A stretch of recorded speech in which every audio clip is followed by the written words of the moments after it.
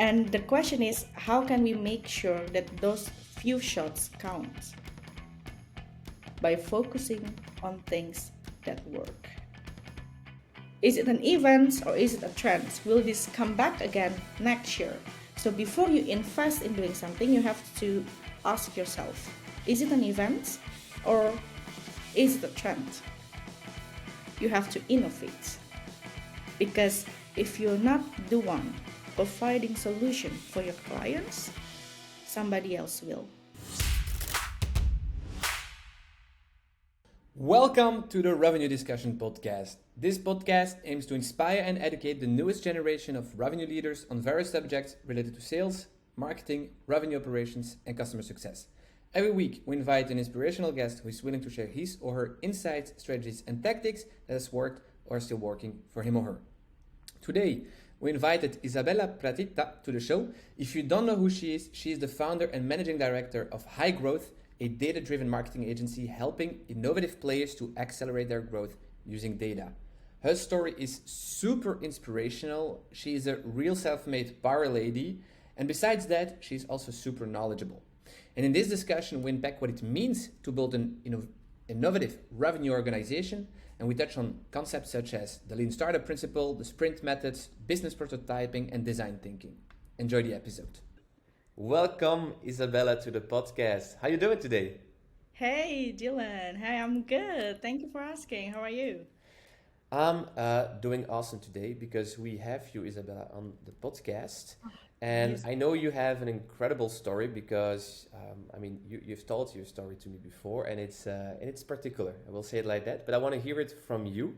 So maybe can you start and give a little bit of background about yourself? You know, where you're from, how, you got up now to the position you're now in, and then tell us a little bit more about what you do in your day to day. All right, cool. Thank you so much. So, a little bit background of myself. I come from Indonesia. So, I moved to Belgium about 8 years ago. At that time, I was around 19, I guess, and I moved to Belgium to study.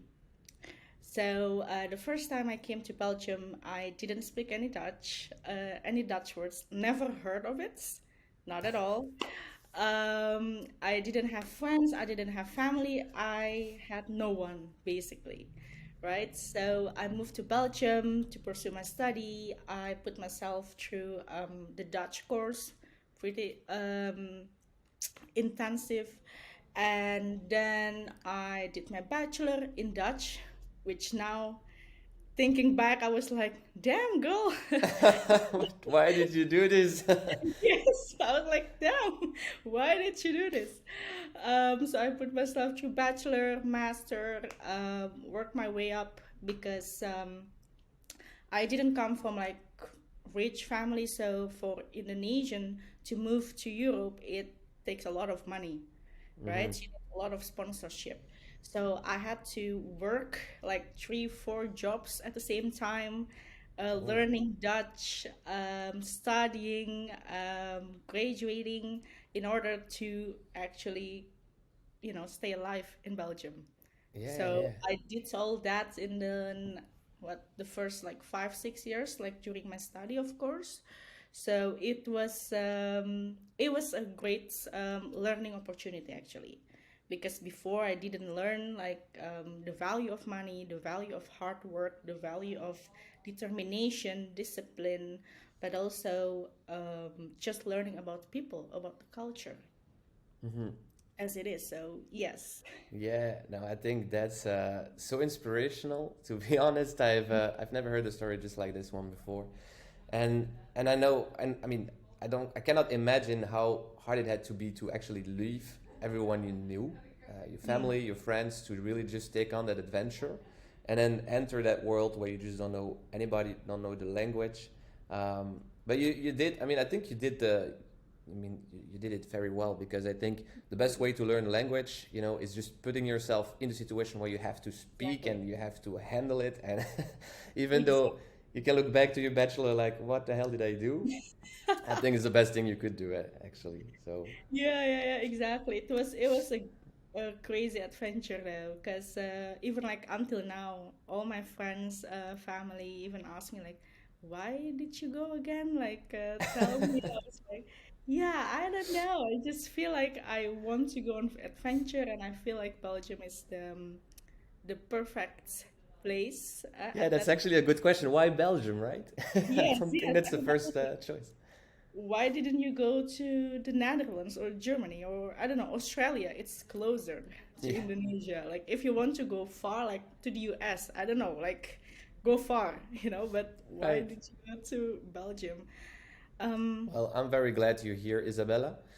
And I'm also kind of curious now to, to unpack what, you have started up because mhm, you have your own company and you yes. are also, if we can say it, from a relative young age. So I can already see that you had that previous experience, of hard work, dedication, being disciplined, that kind of helps you with that probably. But I want Mhm. to hear it from you again. So can you tell us a little bit more about your company? Oh yeah, absolutely. So I'm the founder of Higrowth. We are a data-driven marketing agency that helps B2B companies, mostly in the tech and service industries, to accelerate digital growth using data. And we do that by doing three things. So first of all, we conduct different various growth experiments in a small scale. Second, we implement the data from the experiments into the marketing strategy. And third, we fine tune and upscale the marketing tactics that have already been proven to generate positive ROI. So the goal is simple actually. It's not only to increase profit, but also to reduce waste in the marketing budgets and advertising cost. So that's in the nutshell what we do. So actually, what we do apply here is reverse engineering in marketing. Okay. As you That's very. know, the traditional marketing would start from a general strategy with a general message, right? And this message is spread across multiple platforms, multiple channels to as many people as possible with hope that it will lead to results, be it sales, clicks, awareness, signups, or something else, Mhm. right? Our methodology does exactly the opposite. So we start from the point B. We start from the targets or the goals. What is it that you want to achieve? And then followed by who is the most suitable customer for this goal? Who is your most profitable customer, actually? And when we know that, we take a deeper look at what triggers them to do a certain behavior. What are the underlying reasons that they choose you above your competitors, for example? And when these things are clear, we can make a strategy that's not only personalized, but laser focused. Oh, I like that. Yes. Thanks. So what have you seen from your existing clients, that they really think, is phenomenal of the guys of the thing that you do? Hmm.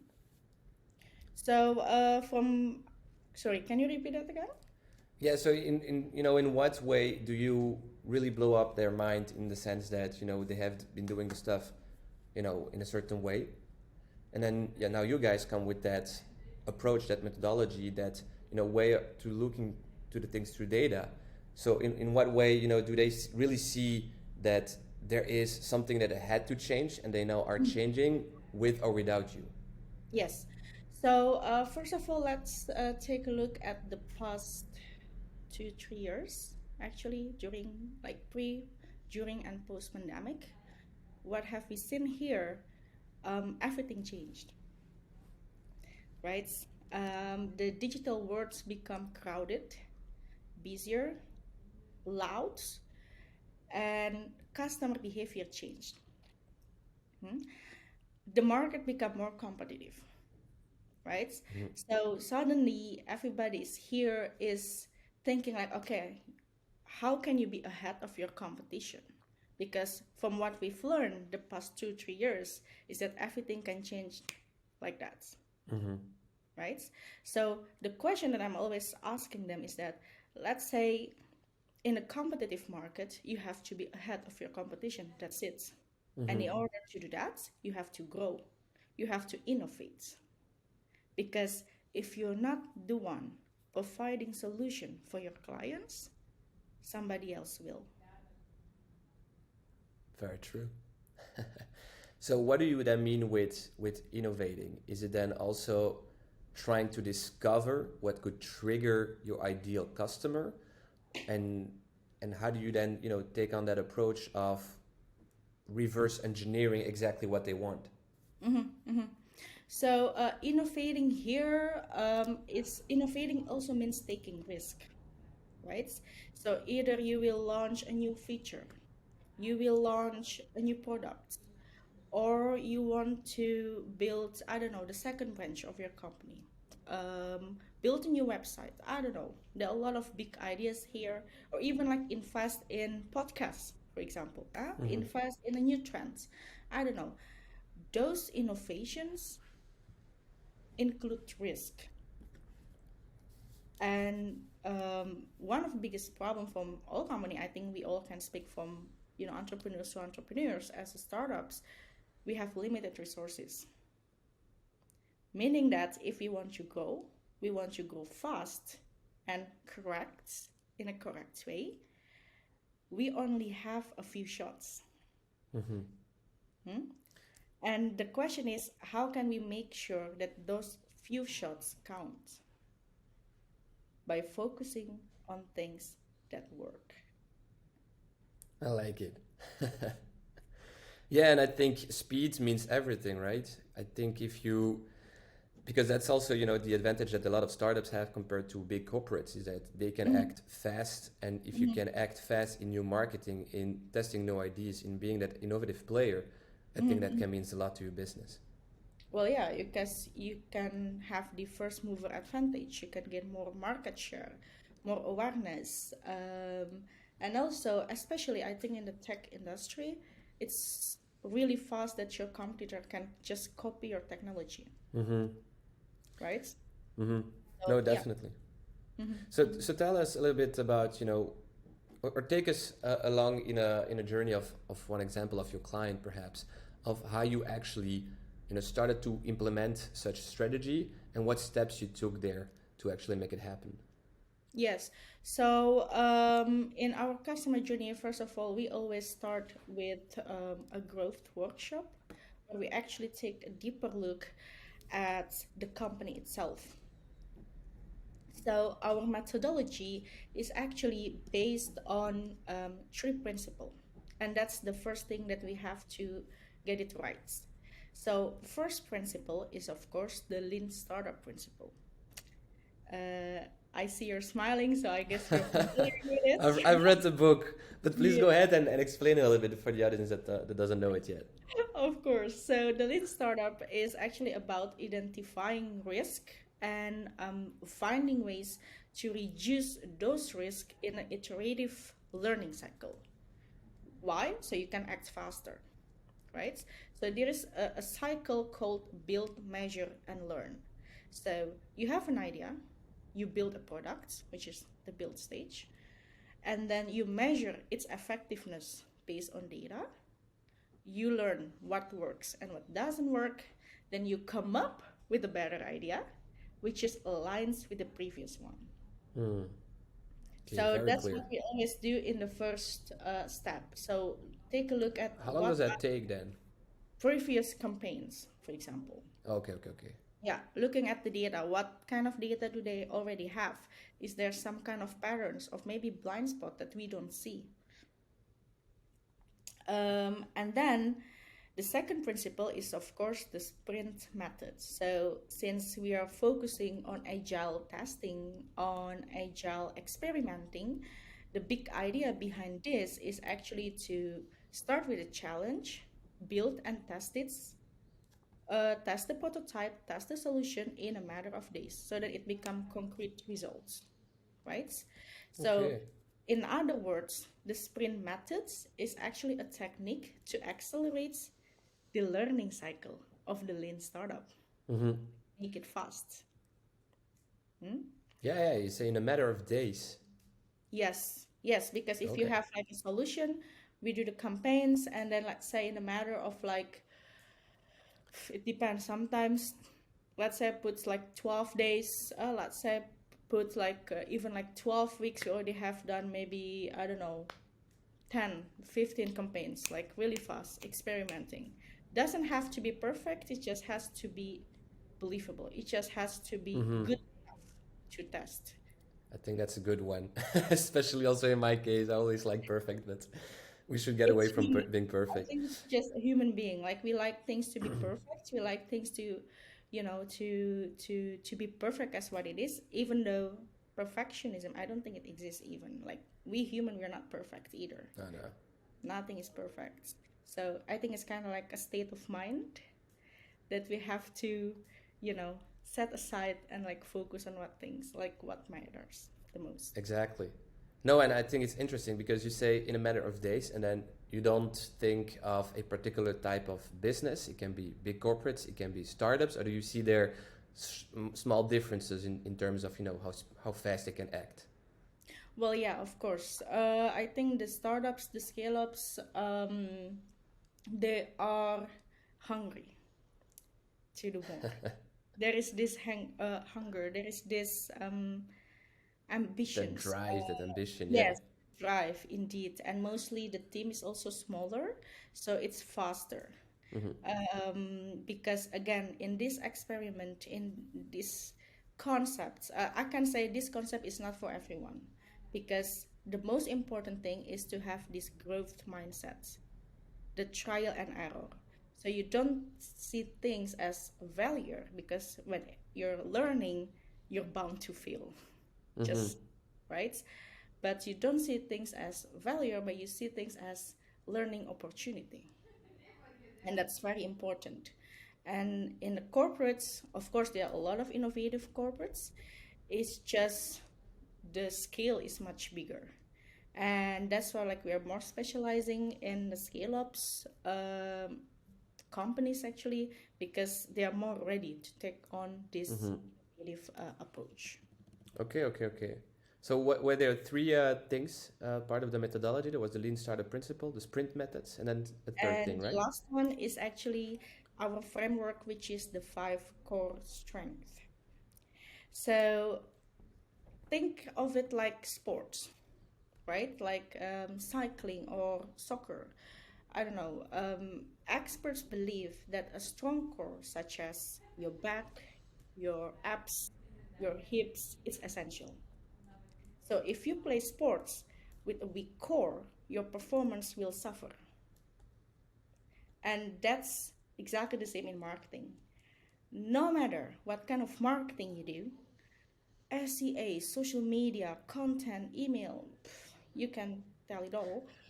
You will struggle to achieve these optimal results, even with good strategies, if you don't have the strong core. Hmm. The good news is, once you build a strong core, your actions begin to have a greater impact, like a compounds Hmm. interest, right? And that's actually the essence of the five core strength. And those are the five components to make up growth. So, namely, the message. Doesn't matter you have a big website, a great branding, if your message doesn't resonate with your target audience, it's quite hard to achieve what you want to achieve. Second, the metrics. If you look at the wrong metrics, it can give you the wrong idea of the reality. And the idea behind being a lean startup, being agile, is actually to bring you closer to the reality check. Am I doing good? Or am I on track or am I off track? That's quite important. Hmm. Third time is focus. So there are a lot of trends, enough ideas, enough hacks. The thing is, which one to focus on? Since again, if you have limited resources, you only have a few shots. Do you then mean in terms of the in terms of channels, in terms of messaging, in terms of innovative offering, in terms Yeah, of what exactly then? All the of the full, above? it can be in terms of strategies, tactics. Of course, it implies channels. It can be also new trends, right? So you have to make this distinction. Is it a trend or is it a fact? Mm-hmm. Right? Will this something of an event? Like for example, an event is just one time thing and that's it, right? Is it an event or is it a trend? Will this come back again next year? So before you invest in doing something, you have to ask yourself, is it an event or is it a trend? Like that. The four core is team. Again, your team has to be ready. This perfectionism mindset has to be set aside. You have to learn to accept as what it is. Experiment is just validating hypothesis, right? Mm-hmm. Validating idea. So, of course, not all ideas will be validated or not all ideas will be true, but accept what it is and move on. And the last element is process. So if you have a good message, good team, and so on, if your process is not streamlined, you cannot really welcome all the opportunities that are coming your way. Mm-hmm. All these. So it's also very important to have like a streamlined process, a streamlined journey. And if you have those five core elements, Mm-hmm. your actions will begin to have a greater impact.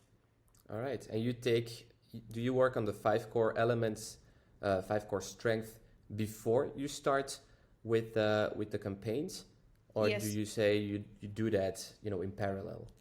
Well, first of all, of course, we analyze the five core strengths before we start the campaigns, and then we prioritize them like, okay, which one that we want to focus on at this moment, Mm-hmm. right? Which one is more critical at this moment? Because you cannot do it all like at the same time. Right. Focus there also. Focus, exactly. So you prioritize, you choose which one is more critical and which one will bring you most impact and lowest Mm-hmm. effort, right? With the lowest effort. And then you start. Voila. Right. When you talk about, creating some hypothesis and testing it on the market, do you really go there very scientific on, we need to have that number of data and you have hypothesis A and hypothesis B, and you really have to go there and really be able to prove that one hypothesis could be right in terms of, the data? Or how do you approach that scientifically or?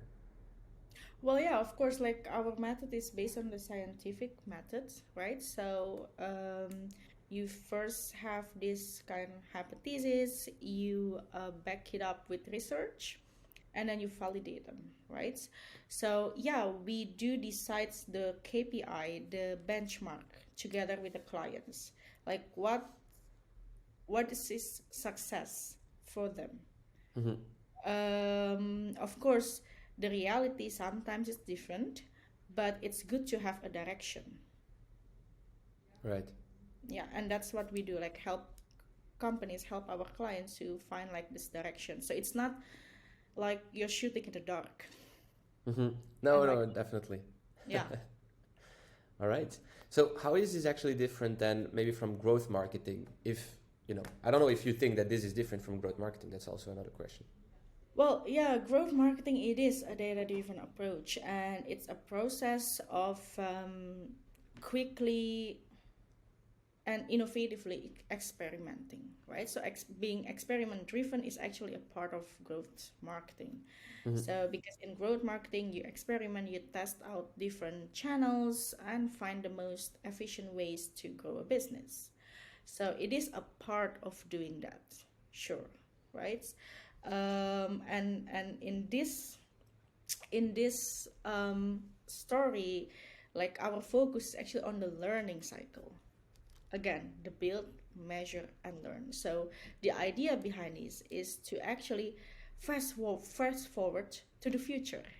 So then you can see how your customer reacts, how your customer will react to your certain product, certain service before you invest all time, expense, energy of creating a campaign, creating a new service, whatever. So that's the idea behind it. So yeah, growth marketing is a part of it, but we have to look it up from an eagle view, I would say. Yeah. Yeah, and I also see elements coming up from business prototyping, design thinking. So can you tell us a bit more about, what those concepts are maybe and how you Yeah. actually implement it? Yeah, well, the design thinking is actually a technique to build and test a prototype, right? And there is also a design sprint, which is you do that in a matter of days, in a matter of weeks.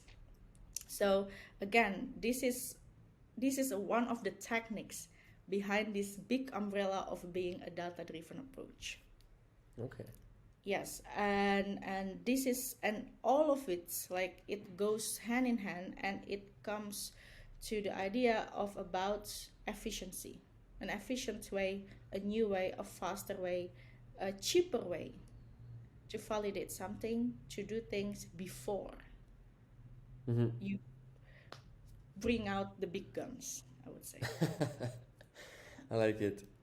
So is it then, I mean, is this for, because we already kind of discussed this, whether or not it is for every business. You have indeed the scale ups and you have the big corporates, and you can do it in either cases. But in what specific situation can you actually do that data driven, innovative marketing approach? Because I can imagine that you still have to have a lot of data, enough of data to actually validate some type of hypothesis. So, what are typical use cases that you are, where you can say, every time we can actually do that approach. I think of, for example, then probably testing some landing pages and, stuff like that. And in what cases should we actually be cautious of using that approach because maybe we don't have enough data? Well, it's not about having enough data or not. It's for us, it's most important is whether the company is customer focused or whether the company has this risk appetite. Okay. It has to have the risk appetite. So, because again, being innovative means taking risk. It's Mm-hmm. just with this way, you're taking calculated risk. All right. That's the difference. And you don't need to have a lot of data, but of course, the more data you have, the easier it is, right? Because you have something to begin with. Most cases, for example, an international company, they want to come to Belgium, for example, right? Or they want to, I don't know, like one of our latest client is actually from the US, and they want to go to the European market, the Western European market. But which country? A lot of countries, huh? There are a lot of countries, different languages, and also different culture, different Right. behavior. And that's what we do. Let's experiment. Let's have some hypothesis, which country to enter first, and then the next step, and so on. Mm-hmm. Or for a company that says, hey, we want to build a new feature on our software. It's costly, it's expensive to build a new feature. Mm-hmm. So let's test it out. Is it something that people need, that your clients needs? And is it something that they are willing to pay? Two different things. People want to try something, but are they willing to pay for it? Different But how, things. how do you test then something like this? Well, there are a lot of ideas, of course. It's all depends on, again, the workshop, on all the analysis, the preparation phase. But it can be from first of all, always interviewing the most profitable client. So we always choose, like, okay, which client or which target group do you want to focus on? Mm-hmm. And based on that, we always start with a qualitative interview. Just five, for example, not too much. And we ask different questions, right? Like very deep questions. The idea behind it is to actually really understand the psychological reasons behind it. So why are they choosing a certain solution? To bring them back to the moment the most frustrated moments when they need your solution the most. And we need those exact words, we need those exact feelings, and we need to capture that and put it on the landing page, put it on the video, put it on the website, put it on the campaigns, on the ads. We need that. Not just, let's say, oh, our solution or our software, I don't know, helps you do administration fast. What is fast? Maybe for you, fast is 2 days. For me, it's 2 hours. What is fast here? So we want to really take a look at what's inside their brain. Yeah, that's the messaging that needs to resonate, right? Exactly. So there is also the psychological aspect, because humans are irrational being, right? Even though we don't like to admit it, we are irrational. We are influenced by emotion, we're influenced by our environment, even in the business. So we want to understand that and test it out. Okay, what's the underlying reasons behind it? After we have those information, we can, I know, launch a landing page, launch a mock-up brands, even, right?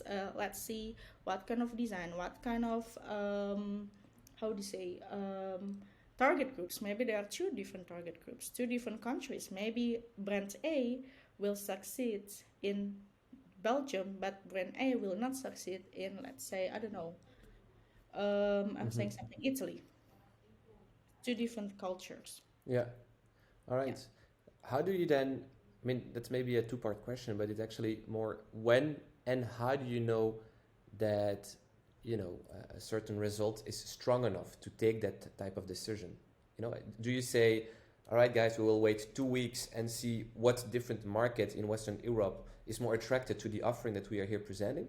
Or do you say, no, we will gonna wait and see until we are, certain that we can validate it thanks to the data, thanks to what we can see here in the reporting, and then actually take further action? Or when do you go and take that decision making?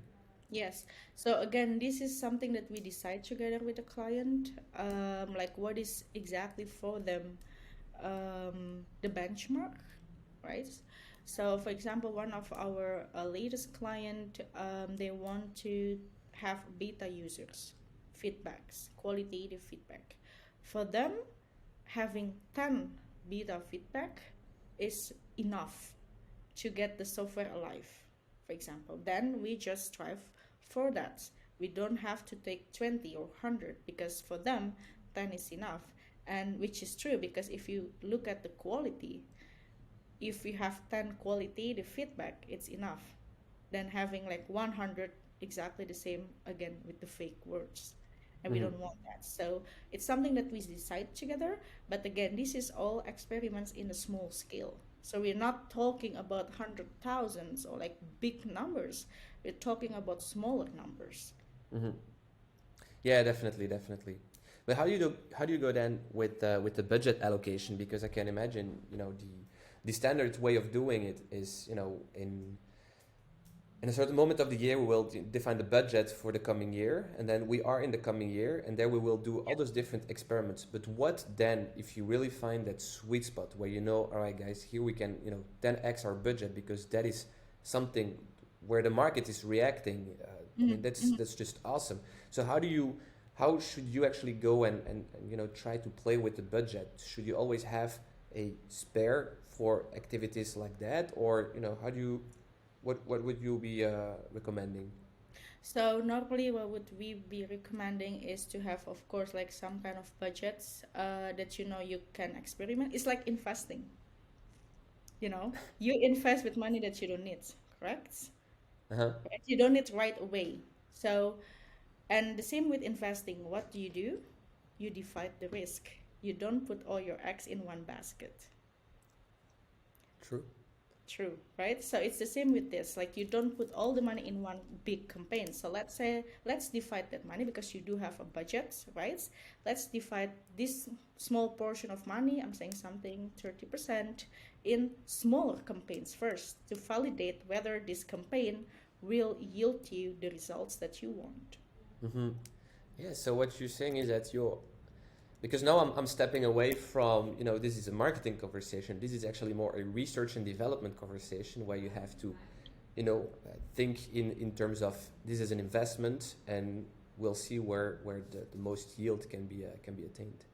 Yeah, it's, I mean, like marketing is also, you have to look at the ROI, right? It's Mm-hmm. also about that you invest in a marketing effort with hope that it will give you the returns that you hope to.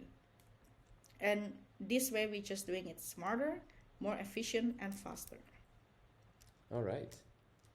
So tell me a little bit about your further ambition now, because you've started this um, 3 years ago, if I'm not mistaken. Yeah, yeah, the concept is, yeah. And so where would you like to go with high growth?